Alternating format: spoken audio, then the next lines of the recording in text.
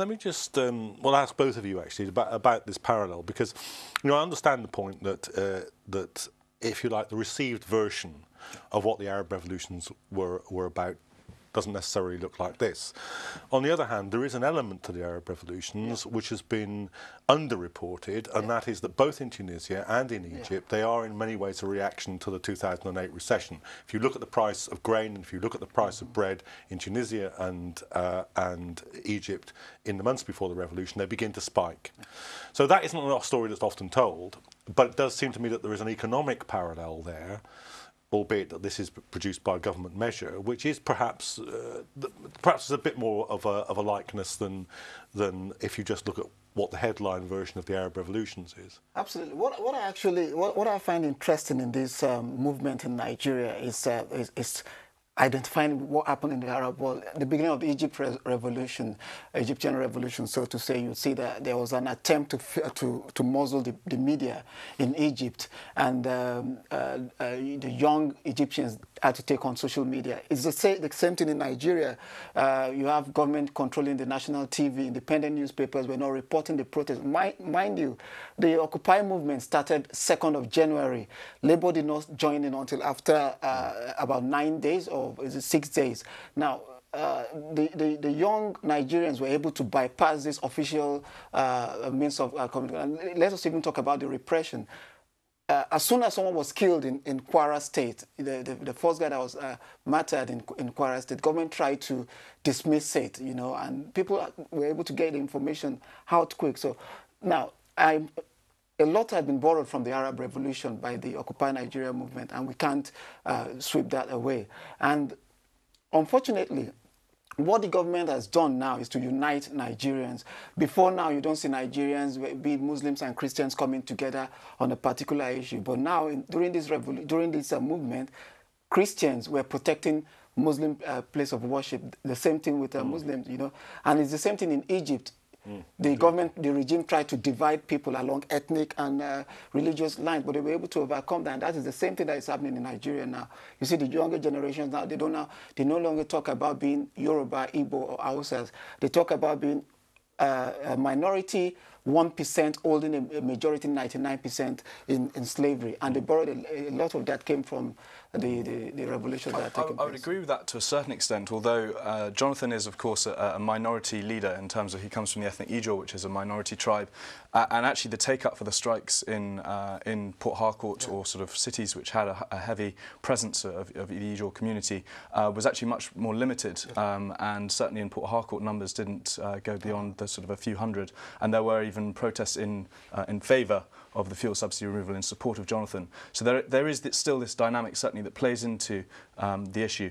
I think the key thing that's been inherited from the Arab Spring, as I said earlier, it's not about forcing political change, but it is about accountability. There's a growing movement towards accountability within Africa in terms of the electorate realising, with the increase of media and communications, that they can actually make a government accountable for their policy decisions and for the way that they go about managing the economy and policy making.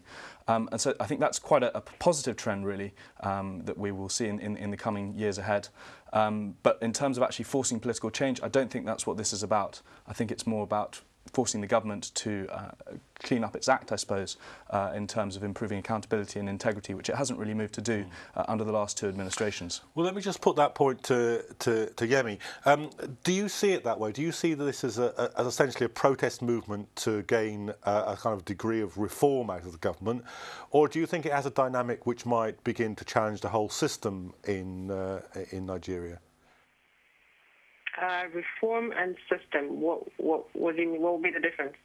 Well, I guess you might say this, that in some cases it's a question of dropping this policy and adopting a different policy, changing the government personnel, but in a more fundamental change, you would be wanting to get rid of the entire, as they have done in Tunisia and Egypt, the entire constitutional structure of the old regime, to, as far as is possible, eradicate all the old personnel and security structures from the old regime. A more fundamental change than merely policy or personnel. Right. Okay. I guess a difference in the sense is Nigeria, for all intents and purposes, even though that was contradicted this morning, is a democracy. So whatever change we want in terms of, I guess, what you would call structure, would have to be within the current structure that we have. And I think we recognize that. So I think a starting point would be more reform, sort of on issues around corruption, government spending, and then sort of more fundamental things, looking at how the Constitution, I mean, there's a Constitution Review Committee that's sort of in limbo at the moment, sort of getting more involved in that conversation to having those changes implemented. And those, I think, would be sort of longer term, because at the end of the day, to get the Constitution reformed, that would affect the people that are currently in office. You sort of need them to pass it. So some have also thrown the idea of calling a sovereign national conference, and then going back to this whole idea of defining really what is the Nigeria project and how do we want it constructed 50 years on. Well, that's interesting. Let me just put that to Kayode, because you know, the Occupy movement in Western Europe really, you know, I mean, there's many different opinions within it, but if we were to sort of summarise one of its underlying principles, I guess it would be this, that many of the protesters believe that although there's a kind of democracy in the West, it is a democracy which systematically serves the 1% at the expense of the 99%, that there is in some sense a system failure here, and that some alternative system is necessary. So and although they often call for financial reform, there's a sense in which they want to see an overhaul of the whole of the way in which society's operated. Now, from what Yemi was saying, I get maybe the feeling that things aren't as radical as that in Nigeria. Is that the case? Absolutely. No, in Nigeria, the Occupy movement in Nigeria is actually quite different. You know, what is uniting the Occupy movement in Nigeria now is currently the removal of oil subsidy, the core economic confrontation of the lives of the people by the government, and now leading to asking for accountability. But within the movement, because it's not like there's a structure. You know, it's like everybody, once you identify with the struggle as it is now, you're in the Occupy movement. But within that structure, there's no agreement as to the system of government. There are people within the movement who would say, you know, capitalism is not it. There are people who will say, you know what, we want a capitalist system, but that will be fair to the people. And you know, it's a coalition. And you have people who want, okay, you know, in the northern part of the country, there should be the Sharia law, and there are people who say, you know, this structure is failing Nigeria. We should have a confederation.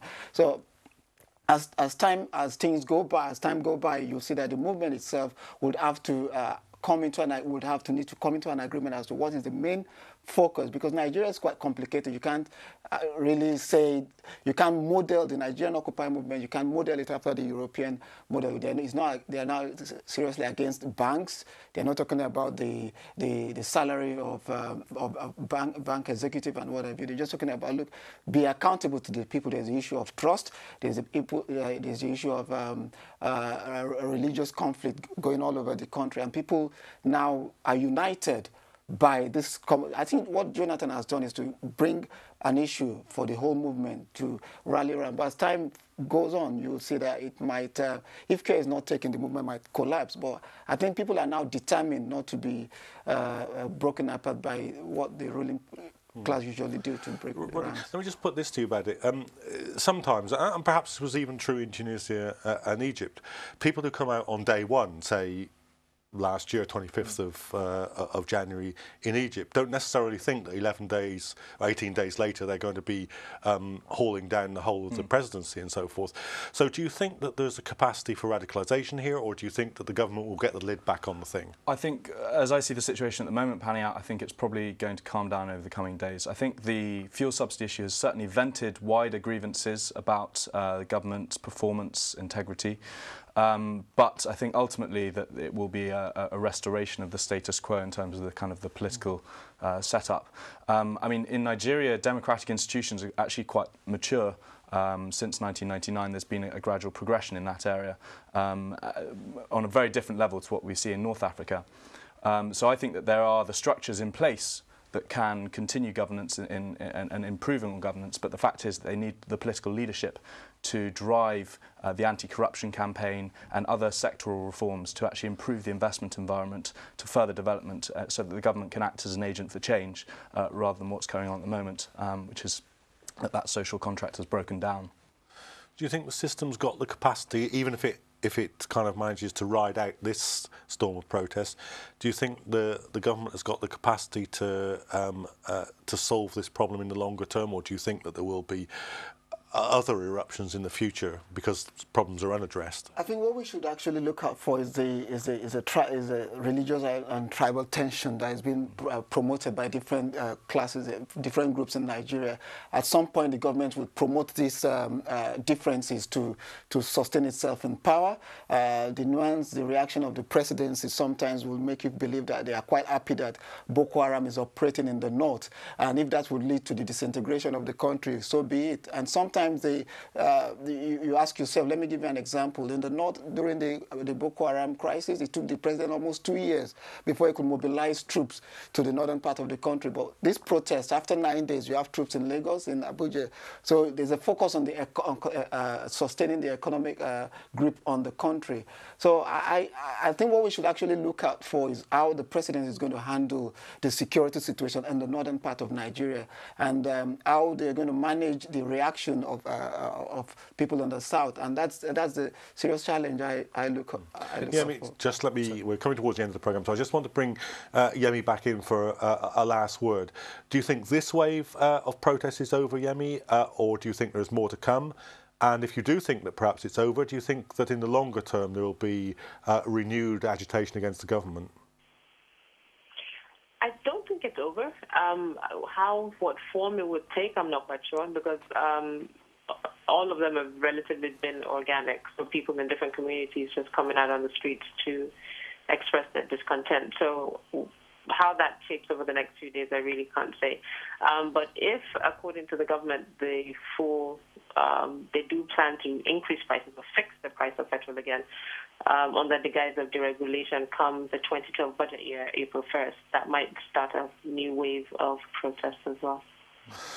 Well, thank you very much for those words, and thank you to my guests, to Roddy and Kayode in the studio, for contributing to that discussion. I hope that you'll be following us as we follow events in Nigeria and elsewhere in coming weeks. Of course, you can be in touch with us at Eyewitness Comment on Twitter, and we hope to be back with you next week.